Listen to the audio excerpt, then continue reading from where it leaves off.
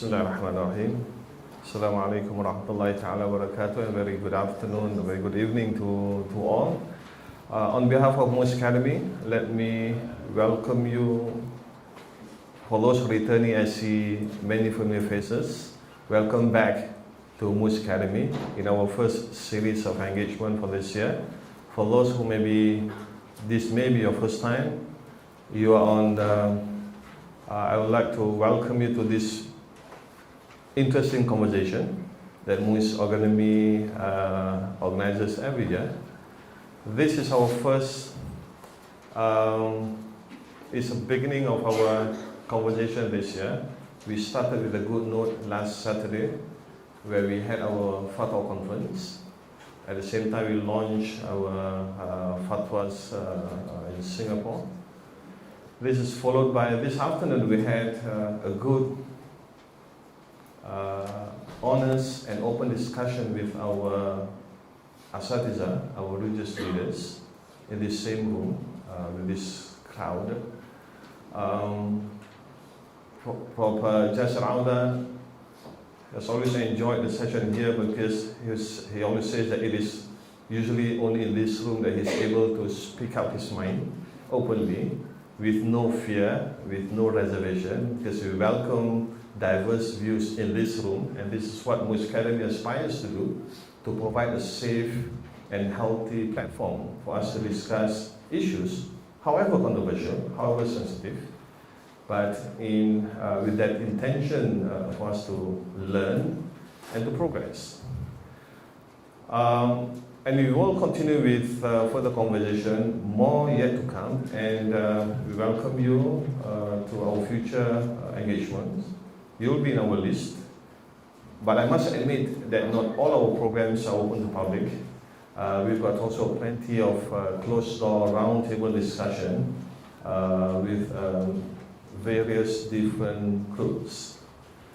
I'm honored tonight to have a dear brother, a mentor, Professor Jasser Auda, and his wife, Professor Basma, who never failed to enrich and nudge our thoughts with new questions.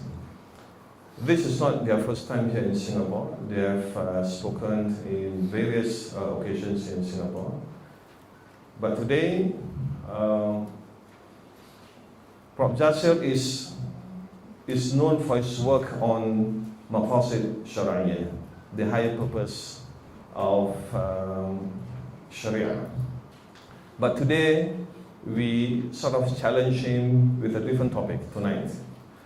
Nothing there about Maqasid, nothing there about Sharia, but yet it is Maqasidi. It has everything to do with the high objectives of Islam, the high objectives of the Quran. It is really how we live, people of various religions, of various beliefs and faith, how we live together in what we call now the post-secular society. So without further ado, I have the honor to invite Professor Jasser Auda to address us. But before that, let me just briefly introduce Professor Jasser for those who may not be familiar with him, with Prof. Jasser. Prof. Jasser is Executive Director of the Maqasid Institute, based in London, but it has its branches in different parts of the world, in South Africa, in Malaysia, in Indonesia. And he is the Shatibi Chair of Maqasid Studies. He is also the visiting professor for the study of Islam at Carleton University, Ottawa, Canada. He is the founding and board member of the National Union of Muslim Scholars, member of the executive board of the Counsil in North America, member of the European Council for Fatwa and Research, and fellow of the Islamic Academy of India. He has a double PhD. Now, that is not an easy feat. I know how difficult it is to get one PhD, but to get two PhD, good luck to you. Early in his life, he memorized the Quran and studied fiqh, usul and hadith at Azhar Mosque, Egypt, He previously worked as founding director of the Maqasid Center in the Philosophy of Islamic Law in London, founding deputy director of the Center for Islamic Ethics and Legislation, or in short CAL, based in Doha, Qatar. He lectured and trained on Islam, its law, spirituality and ethics internationally. He has written many books, at least 25 books, in Arabic and English, and some of which were translated into no less than 35 languages. Now, without further ado, Prof. Jasser, please.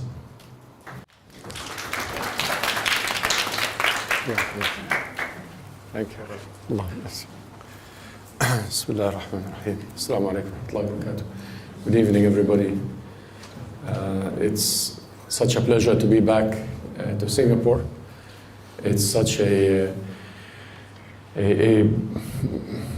fresh air, a breath of fresh air in a world that's gone crazy. And it's so nice to walk in your streets and deal with you people. And diversity is the theme here. And you don't have trouble because of your color or your religion, or everybody lives in a harmonious society.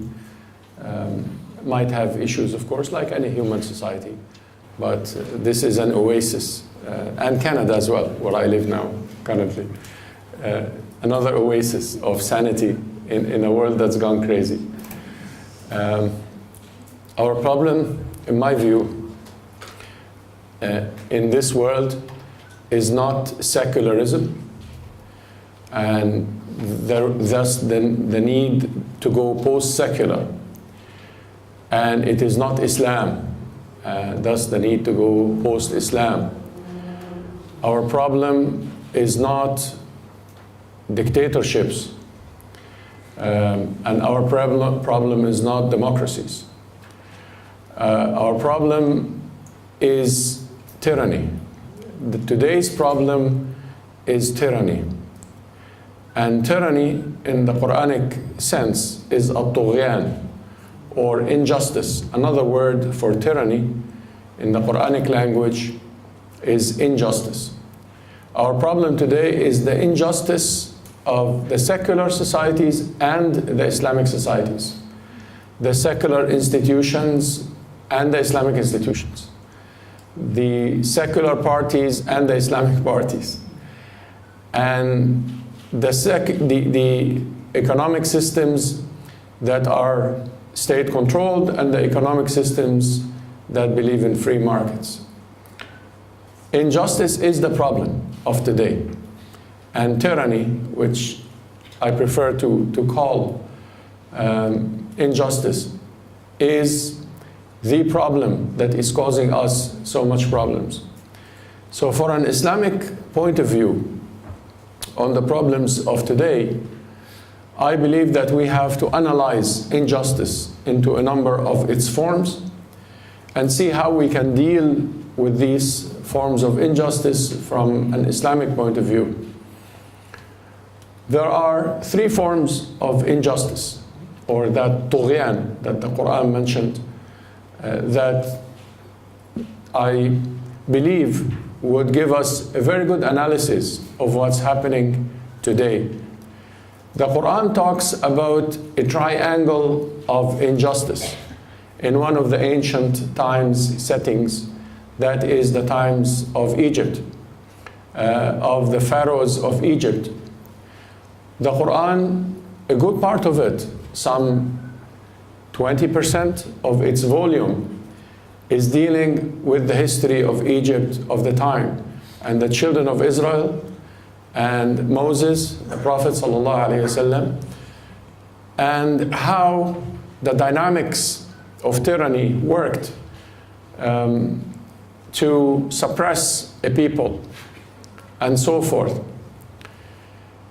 The Quran talks about three different types of tyranny that were embodied in three different personalities of the time. The personality of the Pharaoh, or Fir'aun in Arabic, the personality of Qarun, or Korah in the biblical name, and the personality of Haman, not mentioned in the Bible, but discovered recently on the Egyptian hieroglyphics, Hamana. Those trio were the pillars of tyranny of the time. It was not just Pharaoh, so it was not only political tyranny or political injustice or political monopoly that was the problem. It was the alliance between the political monopoly and the economic monopoly and the religious monopoly. Qarun, or Korah, was the corrupt billionaire of the time.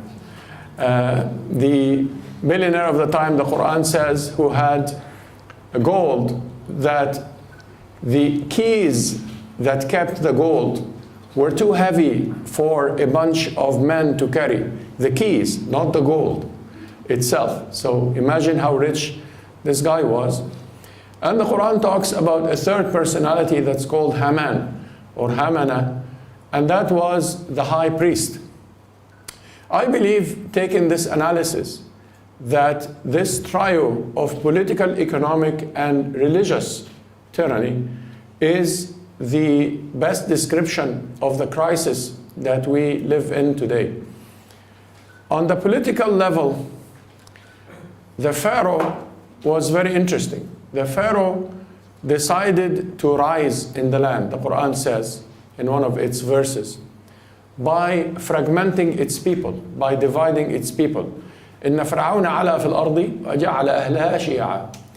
Pharaoh exalted himself in the land by dividing its people. يستضعف طائفة منهم. That is by making one fragment of them too weak. يذبح أبناءهم ويستحيي نساءهم. And therefore he killed their boys and shamed their girls. إنه كان من المفسدين. He was one of the corrupt leaders. So the pharaonic way of rising is by dividing the community, the one community, into fragments and targeting one of those fragments as the enemy. At that time, the Pharaoh exalted himself by dividing the Egyptian people into the Israelites and the non-Israelites. And the children of Israel of the time, who came originally from outside that piece of land, they came, if you read the other chapters of the Quran, at the time of Prophet Yusuf, or Joseph, when he settled in Egypt and the rest of the Israelites came and so forth and settled, and then they eventually became a tribe. So he decided to target a particular minority by making them the boogeyman, the evil. And that is how the Pharaoh exalted himself.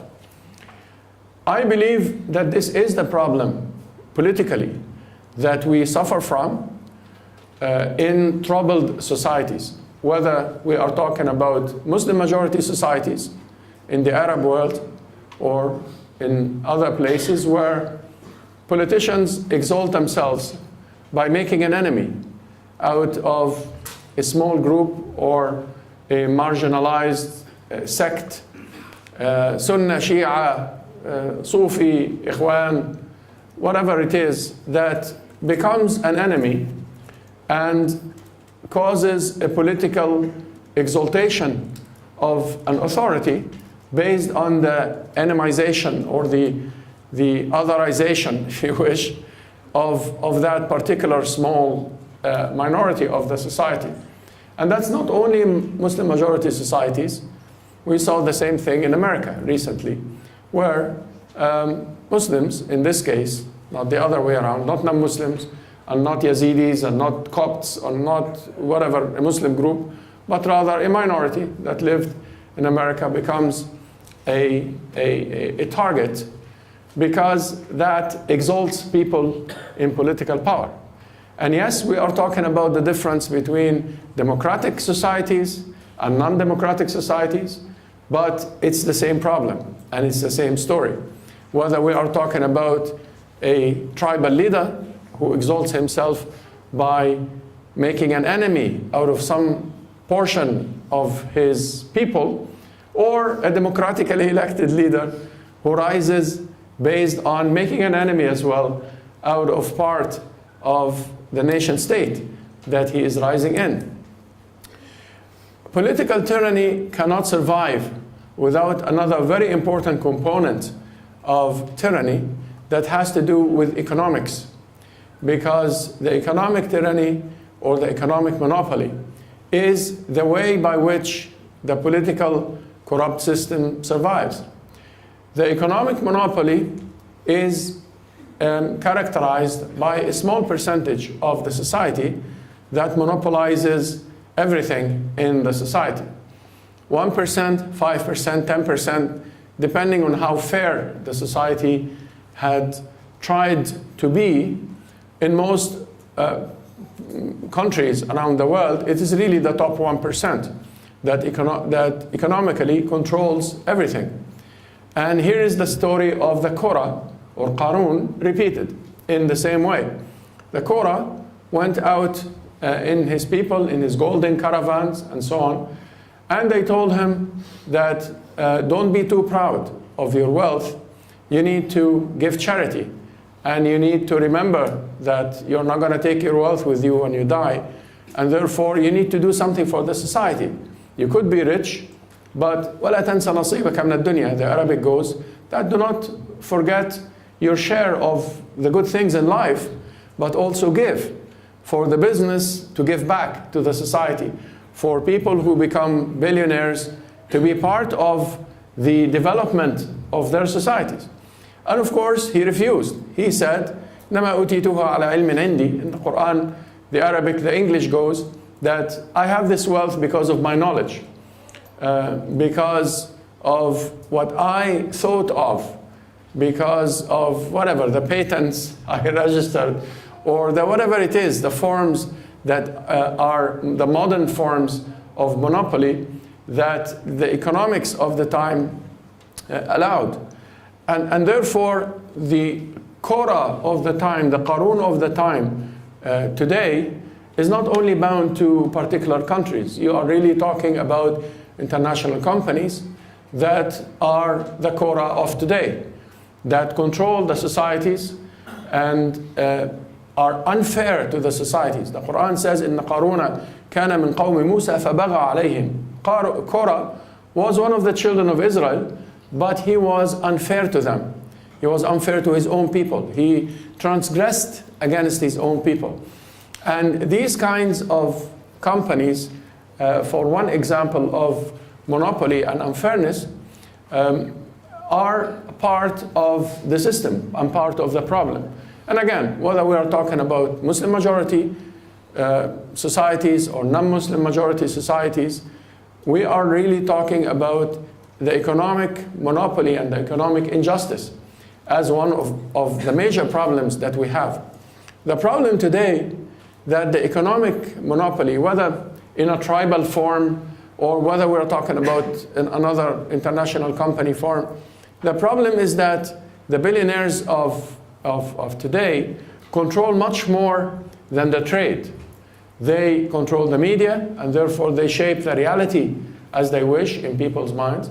Whenever they want to make something look benign, they make it look benign, even if it is not benign. And whenever they want to vilify something, they make it vilified, even if it's not. And they shape the world slowly over the years to be a world that is separated from the reality. They are creating a post-reality world, if you wish, where we don't have reality anymore, and we don't know what reality is anymore. What we see on the screens as the news, what's happening, and the analysis of that and what's going on is not reality, does not represent what really happens in the societies that we talk about. And what we see on the news is driven by economic interests, as simple as that. Very, very few news outlets where you can have a good and professional news making or professional journalism that is investigative, that is really the voice of the people, and so on. So the voice or the ability to speak is actually also monopolized. And when you come to the more public kind of forms of news or the new media, they are also monopolized in many ways, even though they do give room for some voices, they do give the ability of you to post something that is read by thousands or millions, but there are many ways by which these companies that allow you that space are actually monopolizing your opinion for their benefit, and benefiting from your personal information and personal choices for commercial value and all of that. And it's not really an alternative media, because at the end, what we comment on in our social media is what's in the news. That's what shapes reality on us, in our minds, because otherwise we don't live the reality of these countries that we see, and we don't see what's going on.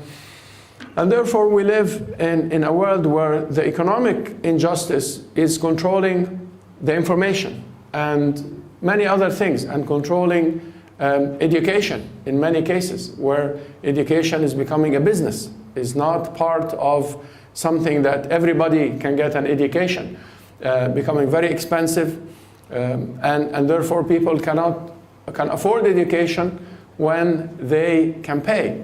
And if they don't pay, they don't even have education. My brother mentioned I teach in South Africa, and last year we had a big demonstration everywhere in South African universities under a student movement that was called Fees Must Fall, because students cannot pay the fees anymore. And therefore you find the society slowly moving to apartheid, because the black students mostly come from average families or poor families. They don't afford the high fees, and the white students come from affluent families and therefore don't have a problem with the rising fees. Fees are too high. Therefore, the education in the best universities is moving slowly again towards the white, and the blacks are moving slowly towards the lower end colleges. And here is the economic injustice, taking a country or a great revolution like the anti-apartheid revolution back to the pre-apartheid time, because of the economic problems that is causing that. The economic tyranny as well, the economic injustice, is actually very evident when you travel to different parts of the world, where you see very different perception of life, where people cannot find basic food or basic water somewhere in the world, actually in most parts of the world and most geographic areas, and some privileged areas where people have too much problems of overweight and overeating and overwealth and addiction to many pleasures of this life.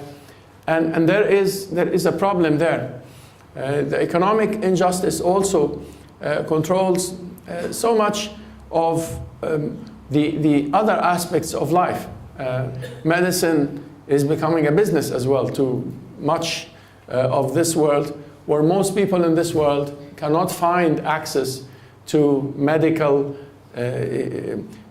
treatment that is at least at the basic level. Even in developed societies like now America, now that they are rewiring and going back to the no medical insurance kind of policy, or other parts of the world where you cannot really find medication unless you are rich enough to either go abroad, like in the Arab world, to go abroad, Europe or America, and get treatment, and then come back to the Arab world, or afford one of those private hospitals and so forth. So the economic injustice is causing a lot of issues, and the wealth is circulating amongst the rich, as the Quran brilliantly explains. كَيْ لَا يَكُونَ دُولَةً بَيْنَ الْأَغْنِيَاءِ مِنْكُمْ. Do not make the wealth circulate only amongst the rich amongst you, the Quran says. And this is exactly what's happening. There is a percentage of the society, a small percentage, where the wealth is circulating and the rest are just working month after month or week after week in order to survive. And the wealth is circulating and growing in a very small percentage, and it's not trickling down.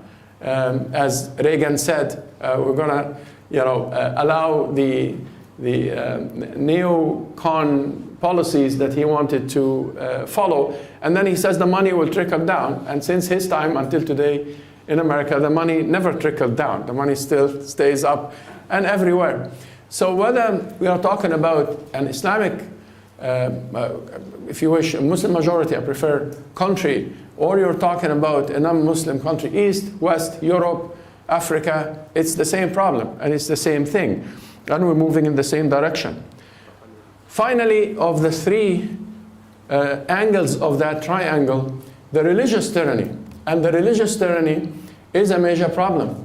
The religious monopoly, similar to the economic monopoly and the political monopoly, where people with religious status or religious institutions, religious organizations, people with a title of a cardinal or a pope or a sheikh or a whatever ayatollah are, in the most part, monopolizing their say on religion and do not allow religion to be expressed in forms that they don't allow.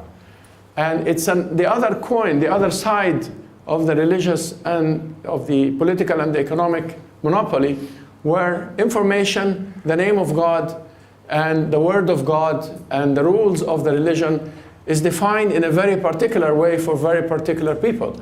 And people are not allowed to even use their mind in order to think. I work in the Islamic side of that. I work in fatwa, as my brother mentioned, in some of my capacities, and I'm asked about questions, and I'm very surprised at the lack of ability of many of our Muslim brothers and sisters to think for themselves and decide for themselves. We're not talking about like complex family issues or whatever very technical things. We're talking sometimes about very basic questions, about somebody asking me whether they can go to the mosque to pray or not. But the second turn after I go to the mosque, there is a problem in the street, and I tell him, I don't know. How about you think for yourself whether you have to go to the mosque or not? And this is a true story. I told him, brother, I don't know. You're asking me, ask yourself. Ask your heart. Because many Muslims lost their ability to think for themselves. It doesn't mean that scholarship is not important. Scholarship is important, and the legal sciences of Islam and the ethical sciences, I prefer, the ethical sciences are very important, but doesn't mean that I have to decide every ethical decision that you make in your life. We have a mentality that is used to asking people of knowledge, but then for every small detail that a Muslim should be free to decide and should ask their consciousness. The companion who came to the Prophet, peace be upon him, and told him that I'm becoming overwhelmed with too many rules, told him, ask your heart. Stafti qalbak. Take fatwa from your heart. He told him, but I asked myself and I don't know. He said, no, ask your heart again. Even if people give you fatwa and it goes against your heart, don't take their fatwa. Ask your heart. He is talking obviously about a person with a good intention and with a sincere heart and with enough knowledge, etc. But this is not something that is prevalent. What is prevalent is that even if you have a PhD or you're a professor in something and you have a very good mind, you go and you still ask the imam of your mosque, who knows not much in the world about where to go and what to do and so forth, and ethical decisions that you should do.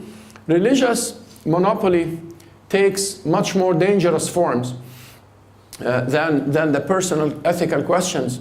And it takes the forms also of religious institutions trying to hijack the idea of religion in their societies and not allowing anybody to practice Islam, coming from an Islamic perspective, or to practice other religions, as I have seen as well in different countries, from their perspective and their denomination, if you talk Christianity, or their madhab, or school, if you talk Islam, a country that is dominantly Hanafi, or from the Hanafi madhab, doesn't allow people to pray Maliki, or to give charity Shafi'i, or to whatever it is, that people are different.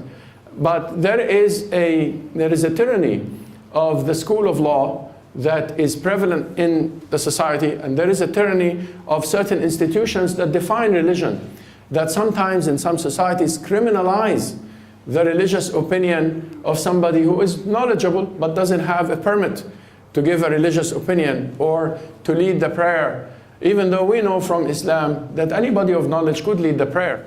Organization is very important, and permits and so on, but to criminalize an opinion, or to criminalize somebody who reads the Quran and leads the prayer in some mosque, is part of the religious tyranny.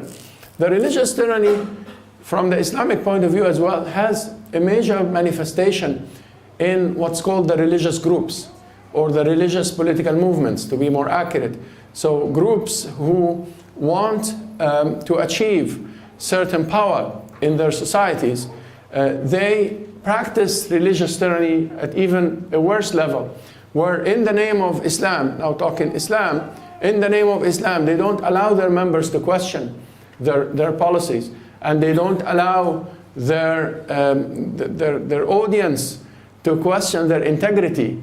Just because they are the Islamic party, or the Muslim party, or the Muslim movement, or whatever they call themselves, they don't allow people to question them and to account for their corruption if they're corrupt, or for their mistakes if they make a mistake. But they really, in the name of religion, they want to be the dominant political voice in the name of that. And they marginalize women, and they marginalize the youth, especially in the groups themselves and in the parties themselves. And that is another problem. When you look at other religions, we have similar problems in other religious institutions, in different churches and different denominations and so on, where you find that there is also a sort of monopoly over the way to God, and monopoly over religious expressions, and allowing corruption to happen in some religious institutes that is not acceptable in the normal people's lives, but acceptable for some priests, or and so forth, or some rabbis for that matter, that is not acceptable for the lay person in the name of the religious institution. So our religious tyranny, or religious injustice, is a problem across religions, and not just Islam. And in Islam, it also takes a violent kind of streak in some religious groups, or I prefer to call them gangs, that call themselves so far now an Islamic State, that make horrible crimes in the name of Islam. But that's not only an Islamic phenomenon. People are making horrible crimes in the name of Christianity these days, and it's on the rise in the name of white supremacy, and in the name of whatever it is that they view as Christian, is also on the rise. In fact, it's on the rise more than the Muslim terrorism, but the Muslim terrorism, of course, is covered more in the media for economic and political reasons. So this problem of religious extremism that takes a violent kind of, not just violent, but violent and aggressive and unfair and inhumane approach is not only an Islamic phenomenon, but a phenomenon worldwide. We have Buddhists slaughtering people not far from here, and we have Christians slaughtering people back in Canada, in Quebec. We had Christian extremists killing Muslims while they're praying. So, and we have Muslims as well doing this in the name of Islam. That is also part of our problem. Now, how can religions play a role in resolving these problems? And how can Islam contribute in resolving this problem? That's where the post-secular, post-religious, or post-societies come, where there is room where religions find a common ground of values and principles, and every person of faith, or even non-faith, but with the proper ethics and the proper principles, would find a common ground in fighting against injustice and in achieving a basic level of freedom in societies, and in ending monopolies that choke people to hunger or control their medicine or education or their minds and so forth. I believe that Islam could contribute in that, because Islam is basically, in the public life, is the manifestation of these principles. In the public life of any average good Muslim, the manifestation of his or her life is justice and mercy and good morals and working hard and earning their income based on honest dealings and all of that. And these kinds of principles, if we start as people of different religions and different cultures to organize ourselves around a common ground of principles. It doesn't mean that all religions become the same. It means that religions cooperate, and it doesn't mean that all philosophies become the same. You could come from the right or the left on the social issues or the political issues, economic issues, but we could agree on a common ground of justice in its political, economic, and religious forms, so that we can move forward. I see a lot of commonality between the different movements that are fighting for justice in this world, especially amongst the young men and women in this world. There is a lot of commonality between the fees must fall movement that I told you about in South Africa, and it's not only a student movement for the fees, but it's now taking a form of a social movement. And Black Lives Matter in America, that is a very similar movement with very similar approach, where the young men and women are starting to take, organize themselves into a more effective way of dealing with the status quo.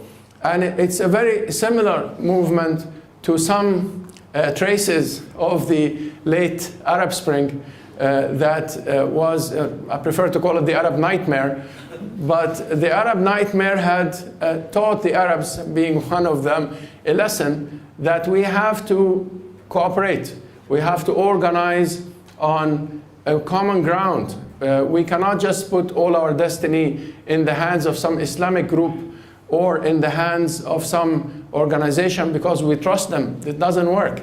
We have to put our destiny in our common ground of principles and values. And if we are to go back in the Arab world to ask again for justice and bread and water and dignity as we did before, then we have to go based on a common ground that is acceptable by the society, something that could build into a meaningful movement that could change the reality, really, not just a political manipulation for another coup, for another change of faces. It's very important for the social justice movements, to put it in general terms around the world, to start to mobilize in order for them to change the status quo. And the status quo has to change on these three levels, as I'm mentioning: the political level, the economic level, and the religious level, to remove the tyrannies, whether they are political, economic, or religious. It doesn't mean when you remove the political tyranny that you go into some form of an anarchy. This is not the issue. You could still have the states and organization and all of that, but the state then would go back to its original tool, original objective of being a tool for organizing societies, for the best of the societies. When you remove the religious tyrannies, it doesn't mean that we become atheists. We are still deeply religious, but we don't put men between us and Allah and God. We have our relationship with God, and men would serve the religion rather than being served because they have a status or a title or wear something on their head. And when we remove economic tyrannies, it doesn't mean that we collapse international organizations or international trade or any of that, but it means that we move towards a world where the wealth is distributed in a better way, instead of the monopoly that we have now, where a good number of millions of this world die every year out of hunger. I believe that Islam could contribute to all of these causes through a common ground of principles that are prime in Islam. So coming from the Islamic side, the principles of justice and mercy, the principles of balance, the principles of good neighborhood and good ethics and good morals and good dealings and so forth, principles of equality and human rights. These are all Islamic principles, and these are all principles that are deep in the fabric of a Muslim psyche that are unfortunately covered by the layers of political, economic, and religious tyranny that would need to be cleared from that road so that we as Muslims could contribute to our societies. We could contribute to build diverse societies, but diversity is not possible unless there is a common ground amongst the cultures that form the diversity. The different parties and the different movements and the different trends in any society would have to seek a common ground. I believe that Islam carries in its DNA the components of diversity and multiculturalism and magnanimity and tolerance and freedom. This is part of the true Islam that is expressed by its scripts and in that great history and civilization of Islam. And I believe that other cultures have this too, have in their DNA a lot of the values that in Islam. We could differ on issues of creed and faith. Muslims are very extreme when it comes to the oneness of God. Other religions have a number of deities and different forms and so on. But that is personal. That is something that we as humanity could go on as personal creeds and personal faith. But as societies, we should find a common ground in causes of justice, and especially social justice in the wider sense, not just in the economic sense, but in the political and religious organization sense. So I hope these remarks would open the floor for discussion. Again, thank you for inviting me. It's such a pleasure to be here, and please feel free to discuss. That's why we left a big part of the time for the discussion. And thank you very much. Assalamu alaikum.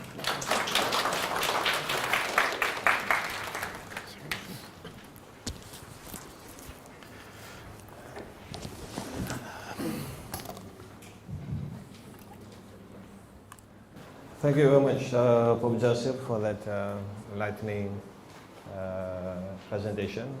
I'm sure we have a lot more questions. Professor does not intend to offer necessarily the solutions to this, but the first step to solving a problem is to be able to identify what the problem is. And that may not necessarily be easy, and that's why we are here, to try to identify what are the challenges and to really clarify these challenges, to make it clear in our minds. And then we can talk about solutions, we can talk about a way forward. So can I now open the floor? You're welcome to defer, to share thoughts. Yes? So we've got one. Can I collect a couple of questions in one go so that we can save our time. We've got a good 1 hour, inshallah, for this conversation. Can I see some other hands? Yes, Walid. And the third hand, please. I forgot to acknowledge my boss here. President Haji Alawi Musa is here. I started without acknowledging. So, President Haji Alawi, inshallah. So, okay, can we begin with let's start. since it's nearer here? Professor Auda, thank you very much. You live in Canada, and I live in Singapore.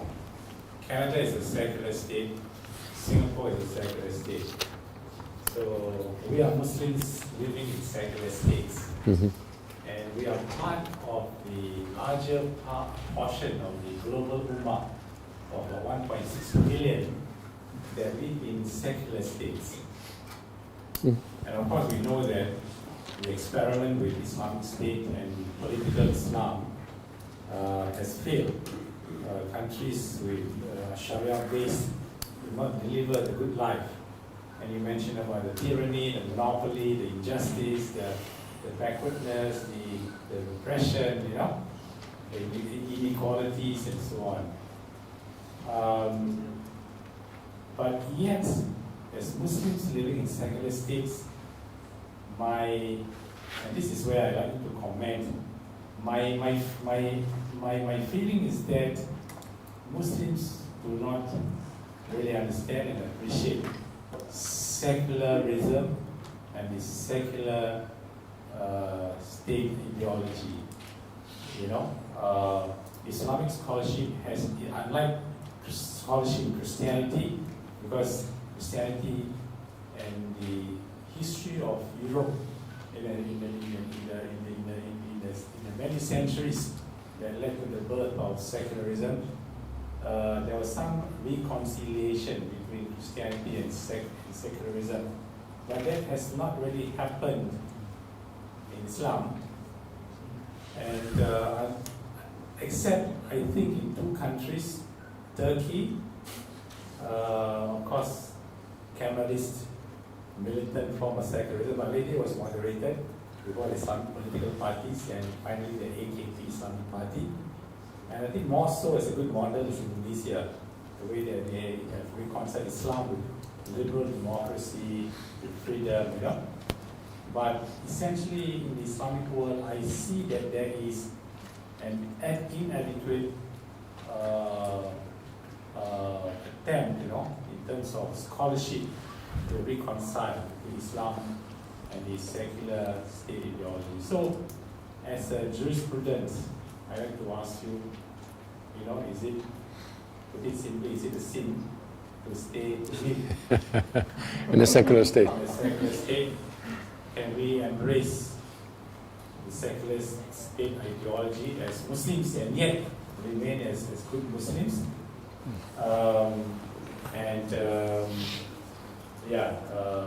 Because although I think there's some discussion that started talking about European Muslim, or American Muslim, Canadian Muslim, but essentially, by and large, Islamic scholarship has not really caught up, with this important pillar of modernity. Yeah. Well, thank you very much. Well, it will really depend on what you mean by secular state and what you mean by Islamic state. And I don't think that the division is that clear, or the definition is that clear. A secular state is a state that divides or separates the state and the church. It is not necessarily a state that separates the state from religion. There is a difference between the religion and church. I think it's one of the best things that Europe did is to separate the state from the church, from the authority of the Pope, because the Pope is not a politician. We have a similar model now in one of our Muslim countries where the Ayatollah is the Pope. He makes the king and he controls the state and this kind of thing. And I think the best way to go forward for that system is to separate the state from the Ayatollah. But that doesn't mean that you're separating the state from the religion. You're separating the state from the religious institutions, so the religious institutions are not above the state. And I don't think the religious institutions should be under the state either. I think they should have a degree of independence. In a recent book of mine called The Civil State, I suggested that we should move beyond the secular or the usual secular pattern of a state and the usual Islamic pattern of a state.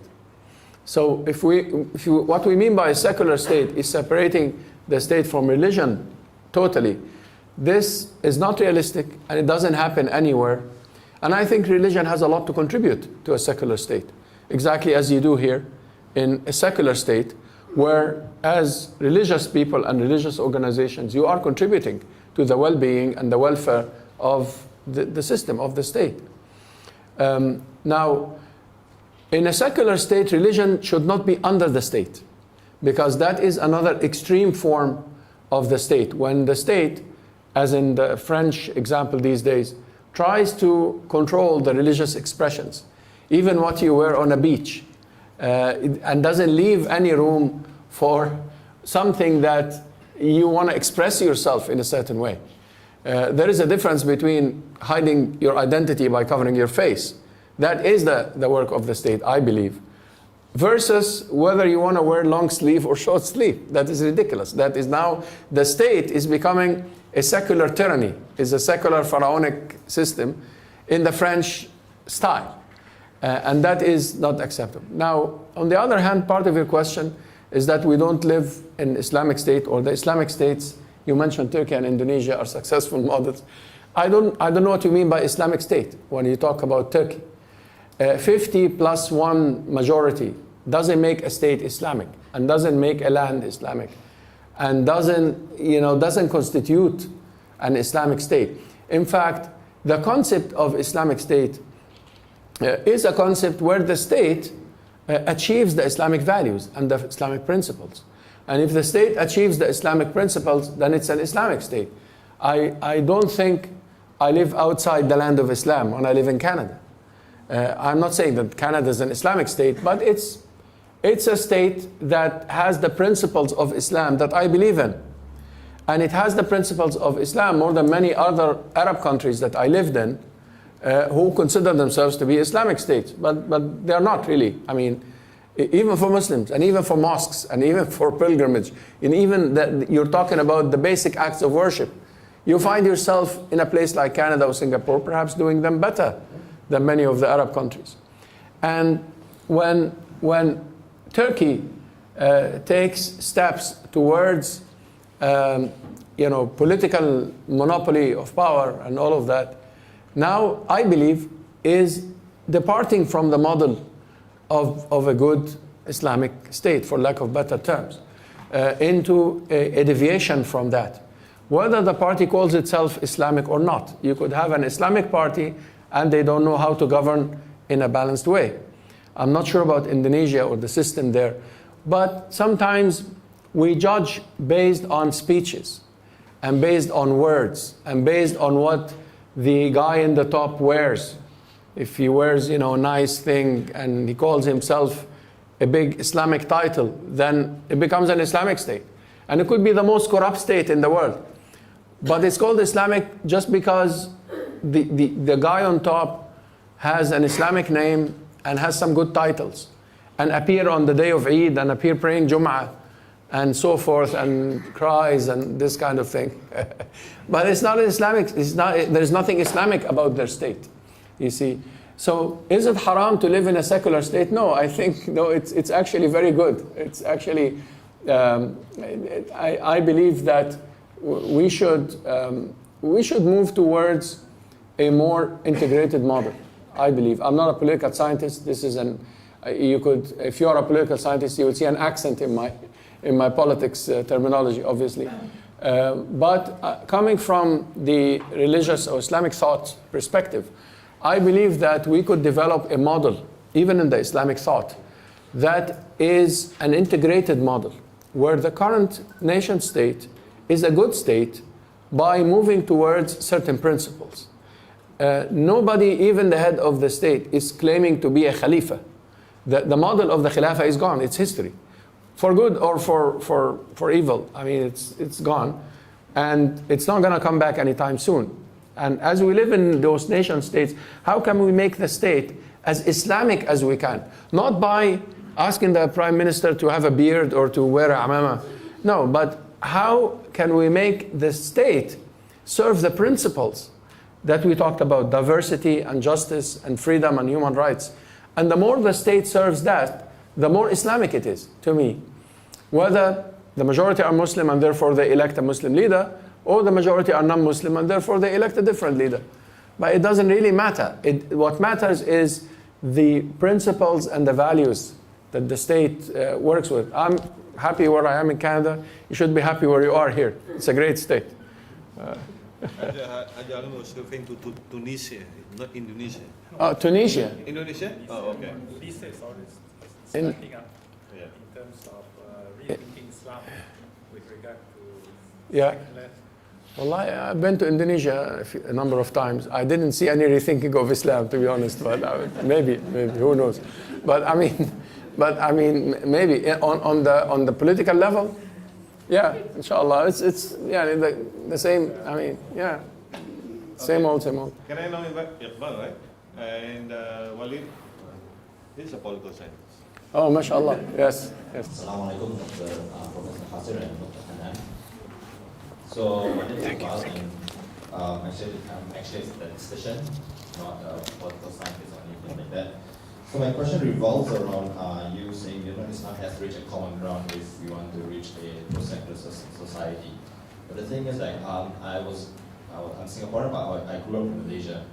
And most of my teachings comes from, I would say, a more like Salafi teacher, Yeah, so as I grew up, right, and as I grew up and, come to realize there are several different sects in Islam, Salafi, Wahhabi, Sunnah wal Jama'ah. So my question is that, with each of these sects, different interpreting Islam in a different way, how and that actually breeds a friction between these different sects. It doesn't have to be as an extreme example. It has to be as simple as how do you actually treat your neighbors or your non-Muslim neighbors. Because I do have friends who, in Malaysia, who, when they look into non-Muslim, they will say, or non-Muslim countries, for example, they'll tell me like, I pray to Allah that they burn this country so and so. It's as bad as it sounds. And the sad thing about that is that, again, touching upon your fact that sometimes these people can't think, and the teachers, I feel that the teachers that they don't allow philosophical thinking for their students. Whatever Islam says, they have to follow. And so basically, my question all around is how can Islam reach a common ground if all these different sects have interpreted different Islam differently? Well, briefly, I think that all of these different sects and schools and different understandings of Islam, they themselves have to reach a common ground. They themselves cannot live with divisions. And I think this is possible. And when we reach a common ground amongst ourselves as Muslims, then we are able to reach a common ground with others, because that is the same common ground other than Tawheedullah. All of the madhahib, all the schools in Islam, the common ground is the oneness of Allah. We all worship Allah and Muhammad is His messenger. And then we reach a common ground again of principles of justice and mercy and charity. No madhab and no movement in Islam differs over these common grounds. And this is the same common ground we can reach with others as well. So it's possible. But the different sects and the different, it's part of the nature of Islam that it's interpreted in different ways. The part of the language, the Arabic language, is a very rich language. It could mean different. It doesn't mean that all of them are right. Some interpretations are wrong and unfair and unjust. It's true. But many of the different interpretations are also true and are just different ways of looking at things and so forth. So we should not try to end the different schools of thought in Islam. We should believe that this is the healthy diversity. Yes, we should seek a common ground, but it's a healthy diversity. Why not? As long as we don't fight. And Sunnah and Shia and Shafi'iyya and Ahnaf and all of that, we fought enough over that. We should go beyond that, I think. Inshallah. Thank you. Wali? Assalamu alaikum. Thank you so much, Dr. Jasser. I've benefited from your talk as much as I've benefited from your writings, and may Allah bless you for all your efforts. If I may push you a bit on some of the points. I have two questions. First is, you mentioned that there must be critical thinking by the layman, not just by the ulama. It's common for us to even hear politicians and religious elites saying that do not delve into Islam, do not talk about Islam in the public sphere, because leave Islam to the domain of, it's the domain of religious scholars, leave it to the ulama. The laymen shouldn't be saying, I mean, not scholars like Ustaz Hanan, but other people are not as liberal. And it's very common for religious elites to do that, and to some and political elites as well. And to some extent, you see the point, right? Because not everyone can issue a fatwa, not everyone can interpret the Quran. On the other hand, the extreme is what you say, like people abandon critical thinking. So the first question is, practically, where do you draw the line between Islam or certain or Islamic laws, fatwas being issued by people of knowledge, men and women of knowledge, versus allowing a more egalitarian version of Islam? I think this is a real practical problem, and practically, where do we draw the line? And the second question is the relationships between political elites and religious elites. It's easy for the ulama, for example, to come out in full force and criticize terrorist organizations like Daesh, and they should, it's their responsibility. But it's very easy to do that. There's not much at stake for them. But when it comes to political injustice, it's far harder for religious elites to do that. So do you think, and just now you sort of hinted at this, do you think there should be a disentanglement between religious and political elites? And to what extent? Thank you. Jazakallah khair. Well, the first question about the role of the ulama and so on, I still believe that fatwa and religious or like Islamic reasoning, ijtihad, is something that the ulama practice. But who are the ulama in Islam? Like in Islam, the ulama is not necessarily somebody with a particular degree. Any Muslim could be a alim, could be a scholar. But that Muslim has to learn. He or she has to learn. And they don't have to be a member in a particular fatwa council for them to give fatwa or to lead the prayers or to, be an example in Islam. But they have to seek knowledge in order for them to be able to do that particular exercise.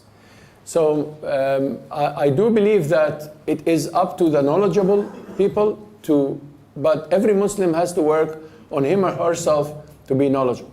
Also, every Muslim is knowledgeable to some extent on something. That is the problem that we have, that each of us Muslims in this room are mujtahid, are capable of issuing an opinion, but on what? On what level of that opinion? That level depends on my knowledge. So if I am knowledgeable enough to go and criticize certain tafsirs or certain, narrations, then it's something I have to qualify myself to do. If I'm not knowledgeable enough to do that, then at least I am knowledgeable enough to choose for myself, as I mentioned, whether to pray in the mosque or not. It's too hard to cross the street. And so forth, whether the water is clean enough or not, whether this is a good way to deal with that particular situation or not. You see, so I do believe that knowledge here is relative. But finally, you will have to have organization for fatwa. you have to have some sort of a council where people are issuing, certain decrees based on a structure and a system. But it doesn't mean that everybody else is excluded from that exercise. Regarding the disentanglement of the political and the religious elites, yeah, of course, I believe in that. I believe from the Islamic perspective, what we call in the Islamic terms, al-ulama and al-umara, people of power and the people of knowledge. And that the relationship between the people of knowledge and people of power has to be at an arm's length. We can't really mix, because, but of course there is dealings, because if you mix that, then you will end up with, injustice, as I'm saying. But if you keep that distance, so speaking from the Islamic scholarship perspective, there is always have to be a distance from the Islamic scholarship and the competition for power. I don't think that the ulama are supposed to seek power in the authority sense. Ulama, not people with Islamic inclination, people with an Islamic, thought or whatever, could form a movement or a party or whatever they want. I mean, as long as they are within the law and within the system. But people who are ulama sharia, people who work in the sharia, are not supposed to seek to become political, powerful people, because they will mix then the issue of obligation and forbiddances and all of that with their political exigencies. They will start to tell people it is an obligation to elect me, and it is forbidden to elect my opponent. And no, that's where the scholars, I believe, have to be neutral on matters of politics of that nature. And the scholars who respect their scholarship should keep themselves away from the party kind of politics. They should be away from that, should not have a political color.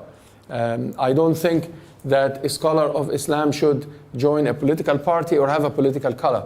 They should have their own kind of realm.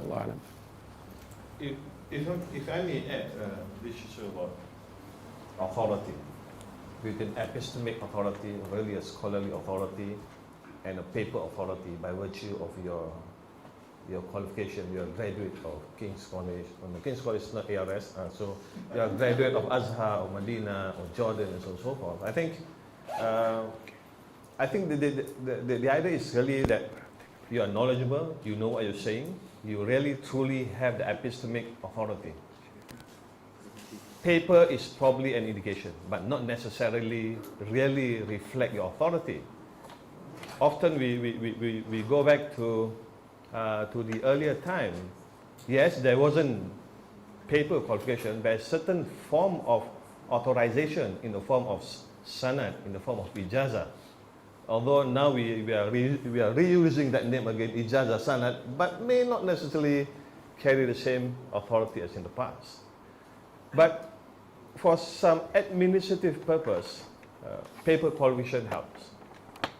But that doesn't necessarily give you the epistemic authority. You must really demonstrate. The issue I have now, in as much as I want to encourage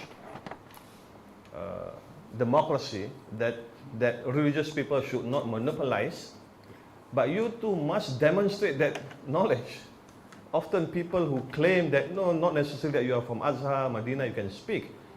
Yes, I welcome, but you too do not demonstrate that knowledge and claiming that, no, it's not just paper qualification. At the same time, those with paper qualification must not also think that by virtue of my paper and I have the authority. You too must demonstrate that quality. You too must demonstrate the authority. Otherwise, yes, you may have ARS, you may have the certificate, but at the end of the day, we judge based on the merit, the value of your hujjah, your evidence argument. Well, I'm not the speaker in this. Yes, I've got a brother here. Can you introduce yourself? Pardon me, I may not recognize you. Assalamualaikum, Professor. Salam. My name is Imran. Imran? Yeah, I graduated from NTU with a bachelor's degree in sociology, and right now I'm in the Rajaratnam School of International Studies doing Asian Studies. So my question is, have the ulama considered postmodern approaches as the basis for common ground? Because lately, in my experience, it has proven highly successful, and I'm very optimistic about it. I wrote a paper that it was very well received by my professor. It's not a Muslim, but essentially I was actually talking about Islam using postmodern language.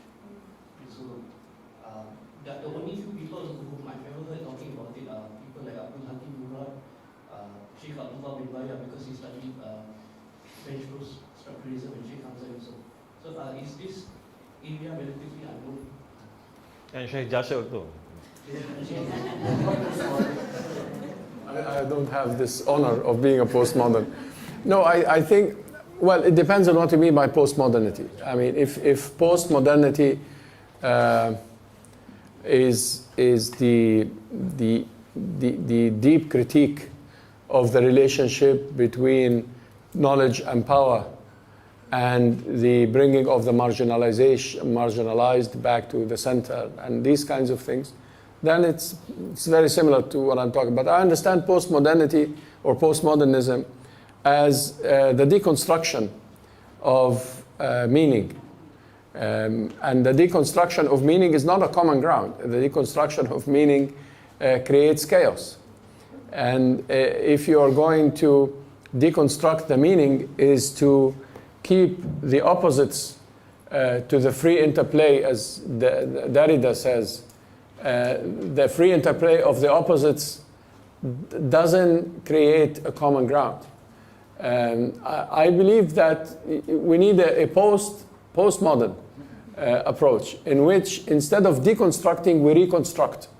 So yes, we could deconstruct based on the historicity of the cultural products, or we could deconstruct based on the monopoly of knowledge by power.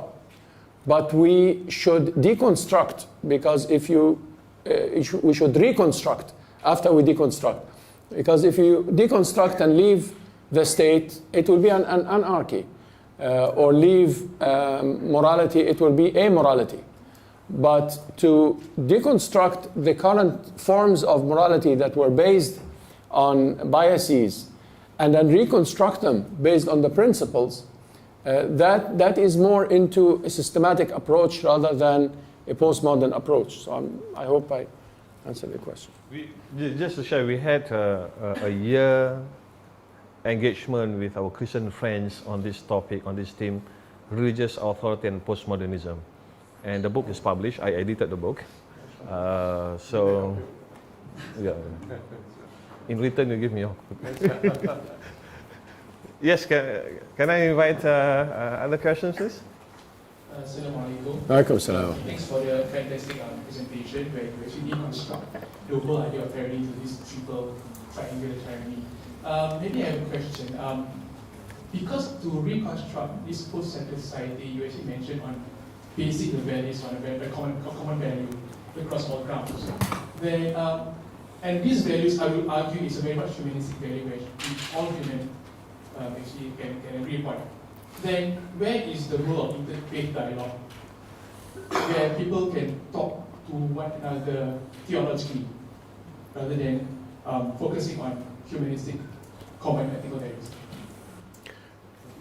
Well, the interfaith dialogue is a different story. I mean, you seek a common ground in the interfaith dialogue even if you are talking theology, because even if we are different in a theology perspective, at least we're seeking a common ground of dialogue and cooperation and understanding. We might not end up agreeing on the same faith, but the dialogue itself, the interfaith dialogue itself, is very good. I criticized in my talk some of the Islamic groups, and that is one of their problems, that they don't seek a dialogue in which they try to reach a common ground with people who are different. And seeking a common ground through dialogue is useful. I think one of the very good interfaith outcomes that we have back in America of these days is that people of different faiths are coming to a common ground against what they see as injustice from all their perspectives. And I think this is very good. You can see now in the news every day rallies between Muslims and Jews and Christians of deep faith who are seeking a common ground for the sake of dealing with the crisis that they face. Yeah. Thank you. Bismillahirrahmanirrahim. Assalamualaikum warahmatullahi wabarakatuh. My name is Rohit. I'm a lawyer, so not qualified to talk about religion or about law. Yeah, just want to make a few comments about what you said earlier, saying that you must take fatwa from the heart, meaning that everyone is free to have their own interpretation. You know? So in Singapore, as you know, we are very everything is systematic. Everything is decided, or there's a committee to decide on what a fatwa is and how you interpret it, right? And in our civil courts, of course, we accept it as an opinion, and the civil court is free to accept or depart from the fatwa. Just want to ask you on your experience in Canada, how is there a committee that decides on fatwa, or is there any public opinion or public consultation before a fatwa is issued in Canada or whichever country that you're familiar with, so that we can learn from how fatwas are made in other jurisdictions? Thank you. No, Jazakallah khair. Well, no. In Canada, we don't have a body that issues fatwas. The calendar, etc., and dealing with some local issues are dealt with in a body that's called the Counsil of North America, of which I'm a member. So they have Canadian and American members, and they issue the regular calendars and so on. That's called the ISNA calendar, etc. But not fatwa. But that doesn't contradict with the fatwa from the heart. Yes, you could have a fatwa that is official on some issues, but at the end it's up to you to choose whether you feel that this, transplantation is right or wrong. If you don't feel it's right, forget about the fatwa, don't do it. If you have something in your heart that tells you that, no, this is not right, I don't want to do that, or something in your heart that tells you that, I have to do that in order to survive, or somebody's going to die if I don't do something.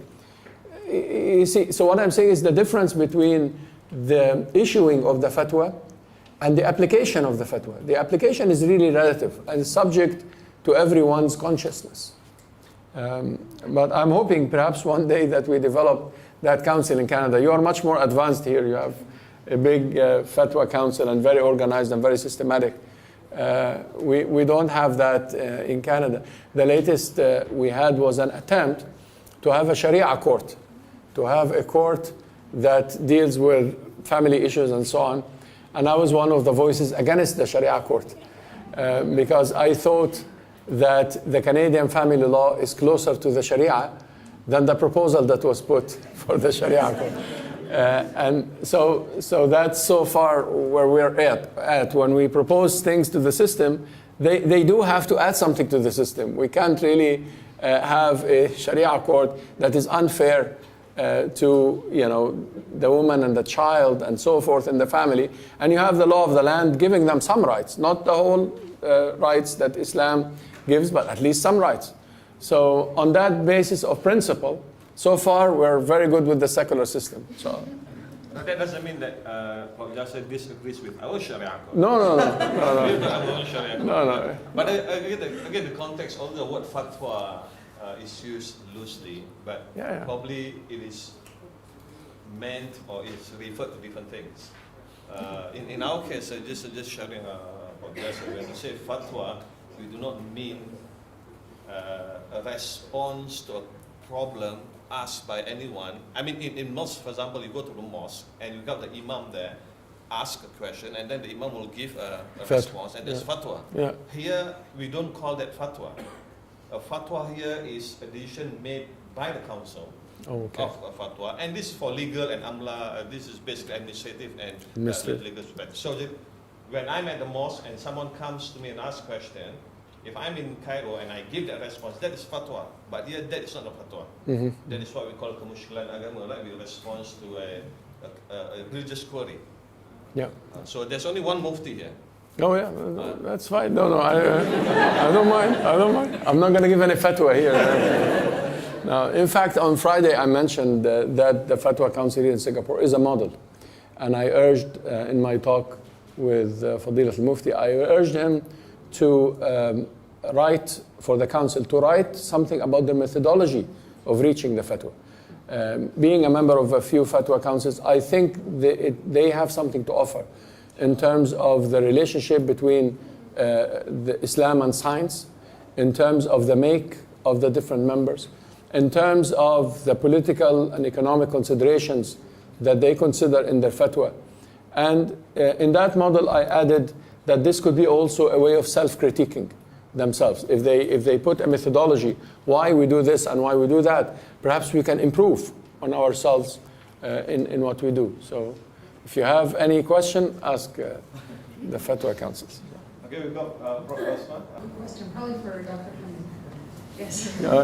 I was just wondering if the fatwa here, given its serious nature and the fact that they look at big issues. We were talking about the mitochondrial transfer the other day, both at the conference and then when we were home. And I was just wondering, are decisions binding on Muslims, or if the broader society decides on a different position, is there enough flexibility for them, for an individual or a family, to take that option? Well, honestly, it's not binding. Even for the court here in Singapore, it's an opinion that the court will consider. But it's not binding. It's not binding to Muslims, it's not binding to the court. However, certainly if you are more capable, you have the authority, you may want to hold a different view. But if you do not, then you just got to trust Mufti Dr. Fatris and then... Assalamu alaikum. I want to ask something about ethics of this agreement in Islam. Right. I think it's important. And we obviously talk about agree, disagree. My question is, what is the practical benefits of differences of opinions, and what is it important to learn to agree to disagree agreeably? Jazakallah khair. Well, one of the practical benefits is flexibility in the rules of the Sharia. So when you have differences of opinion, and whether you are in a fatwa council or you are choosing for yourself, it's flexibility. So I pray Shafi'i. I learned Shafi'i in my early years. So I pray, but when my arm hurts a little bit, I know that I can extend my arm because that's the Maliki opinion, the Zaydi, and so forth. So it gives me flexibility to pray in different ways, for example. So when I am not feeling well, I could, do other moves and so on. On more serious issues, it gives flexibility for legislation that accommodates the change of place and time. So you might give fatwa here, or you might follow a certain rule here based on the culture and so forth. And when you move to a different country, the culture is different, but there is an opinion that supports the family issue, let's say, that you talk about, and so forth. So the diversity of opinion is flexibility, and is accommodation of place and time, an accommodation of change. We could have an opinion here, and then 10 years from now, the circumstances differ. So we start to change our opinion based on that. The ethics of this agreement is for us to respect each other's views, as long as they are credible views, and not to discredit anybody just because they are different from you.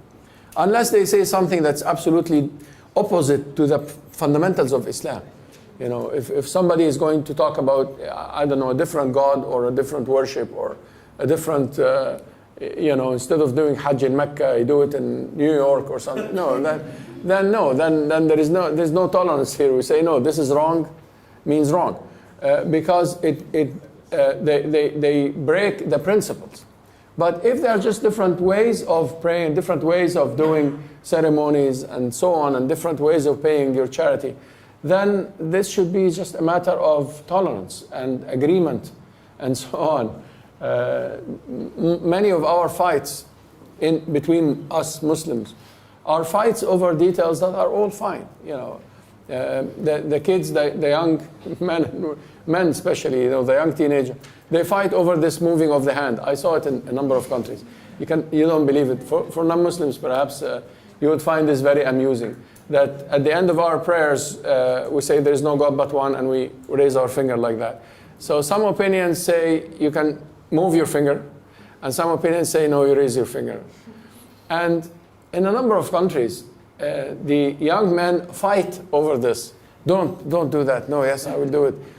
And then in a couple of occasions I know of, one guy broke the finger of the other guy because he didn't want him. So you know, and in one case in America, and the police had to come, and like it's a scandal. Like this is so when the level of intelligence goes so low, you'll find that the kids always fight over these small things. Oh, you put your hand here, no, put it here, and this kind of thing. We need to, you know, tolerate, and on a bigger level, we should tolerate different madhabs, different, you know, opinions. They are all Islam. They are all Islam. As long as you say, no God but one, Muhammad is his messenger, or Muslim. You see, and Prophet Muhammad called them Ahl al-Qibla. The people who direct themselves towards the Qibla are all Muslim. And we need to have this as the spirit of our dealings, inshallah. Assalamu Alaikum salam. Okay, I think that... Can you introduce yourself? Oh, I'm Liana. I'm from MUS. Yeah, in my third year. Okay, I think that generally Muslims are able to reconcile with being Muslim and also being in a secular state in Singapore. But then how do we educate the general masses on how the compatibility between Islamic values and secularism, like what you said earlier? Because I think the idea that Islamic values and secularism can never be compatible and they are antitheses towards each other. It's still prevalent in this society. So how do we approach the whole society to make them aware that these two still can exist together, like what you said earlier? Yeah, well, I think by understanding Islam through its values and principles, not through a historical manifestation of an Islamic political system. So if we understand Islam based on what was called in our history the Khilafah, we will think that if we don't live under a Khalifa, then we're not living in an Islamic system. But if we understand Islam as the principles of justice and coexistence and so on, then we live in a system that is Islamic, as much as it has these values. And you go to a different country, even with a majority of Muslims, you could also be living the same system. See what I mentioned, the election, nobody is claiming to be a Khalifa today. And they are not supposed to be. Heads of states and prime ministers and kings, and they are not Khalifas. And I think that we need to, if you want to talk about education of the public, the Muslim public that is, if I understand correctly, and even the non-Muslim public, we should educate them that Islam is about the oneness of God and worship and ethics and society and family. But it's not about a particular system of government. It is about the values of the system of government, but not a particular system. Any system that we have today or that we will reach in 20 years could be also Islamic. But it depends on how much values in that system. The problem is that we grow up as Muslims believing in some utopia that doesn't exist anymore. We will never, for the foreseen future, have the model of Medina, of Abu Bakr or Umar. We might have excellent people, but they are not Khalifas. They are not, and so forth. So I think that education is very important in that sense, even for non-Muslims as well. When they ask you, but you're not living in an Islamic state. Well, I don't believe that the Islamic, the historical state exists. But I believe that a state could be Islamic in terms of its values. And therefore, I live in Canada. I think there is a lot of Islamic in that state. It's never like, I don't know, ideally Islamic, but I don't think ideally Islamic exists anywhere. There is always going to be problems from an Islamic point of view. We talked about monopoly. We talked about economic injustices. This is not Islamic. They are in Canada too, and where I live. And we try to go against them as well from an Islamic point of view. Inshallah. I just want to add to that. Oh, okay. For the benefit of the youth, is just to say that one of the best things you can do as youth is become engaged with your society, civic engagement. So it's not just lip service for the values of Islam, but it's to find those organizations within society that represent those values and become a part of those organizations. Organizations that promote justice, that promote health research, that promote women's rights, that promote shelters for the homeless. And to be a part of that, and particularly for young women, because we're very visible. And whether we like it or not, we carry the banner of Islam simply by what we wear on our heads. The men can almost be anything. But we have no choice. We look Muslim. Unless they wear a thobe. Yeah. No, not even that. I want to have wear a thobe, you said that. Sure. So to become civically engaged, that's my experience in Canada with youth and with myself. The more you become part of society, the more you engage with broader organizations that have nothing to do with Islam, but have everything to do with the principles that we share, people will see that this is what Islam is about, without you saying a word about Islam. Yeah, I agree with that. I cannot emphasize more on the importance of us to be seen, engaged. And I think Allah is most just, most merciful. It cannot be the case that only Muslims who live in majority Muslims can be good Muslims, where majority Muslims are not living in such a community. So we all have equal opportunity. Can I have the honor of giving the last question to our gentleman here? Assalamu Alaikum salam. I'm Ashraf. So basically my original question was, as we were talking about Islamic states, how some countries will be more Islamic than the other. I wanted to ask you the criteria of what should be put to an Islamic state, whether it's how much they adhere to the Maqasid Sharia, or whether it's just morality. And morality in what sense, whether that's standard based on Islamic standard, or the standard that is based on what is known, acceptable around the world. Actually, according to what your previous question was, you spoke about the values of Islamic values. So as I understand, it's more of the relationship between another person to another person, rather than what the action of one. For example, in the Maqasid Sharia, we preserve intellect, so we don't drink alcohol. But we refrain from too much of free mixing to preserve the lineage and so on and so forth. But if you talk about the values, so it's just basically morality between the relation between a person, or just an individual act. Is my question. Jazakallah khair. Well, I believe that the moral system in Islam is embedded in the maqasid of Islam.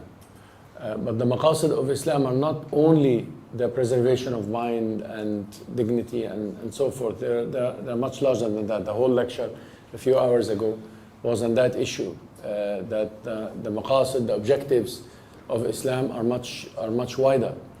And therefore, the more you achieve from these objectives, the more you approach the ideal Islamic index or the Islamic criteria. There are manifestations of these maqasid into what's called ahkam al-Islam.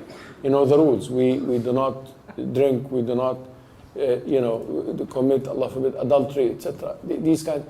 And these do not apply to every culture, but at least there is a common ground of that. Now, the higher manifestation of these moralities is in the practicing of the ahkam. As Muslims, we believe in that. So, but the practicing of the ahkam, for the large part, is not the mission of the state. You see, the state is not supposed to see who prays or not, and therefore you are punished if you don't pray, or who does something wrong. The state is supposed to be concerned with the public order, not with the morality of the individuals. So yes, the morality of the individuals is the highest morality that we could reach, but it's not really the business of the state. And therefore, a basic level of the achievement of the objectives would be that criteria of Maqasid Sharia. Allah. Thank you very much, Prof. Jasser, Auda, and to everyone here for the excellent contribution. Now, I wouldn't want to say that this is the end of a conversation. In fact, this is only the beginning. As I mentioned earlier, we will have more of such conversation, closed door, open door, public talk, small group, big group like this. But this journey will continue. We usually publish or upload notes, summaries, reflections of our roundtable discussions, our seminars, even if they are closed doors. So do like our Muis Academy Facebook, this is a marketing, as well as check out in our website. So we will upload some of these materials for your reading. And I really look forward to seeing all of you again soon. We'll keep in touch. And please join me in thanking Prof. Jasser and Prof. Basman, inshallah. And if I may seek your indulgence to help me and Hannah, head of Muis Academy, to report to President and CE that you enjoy the talk. So please kindly help fill up the survey form. We'll be much thankful for that. Thank you very much.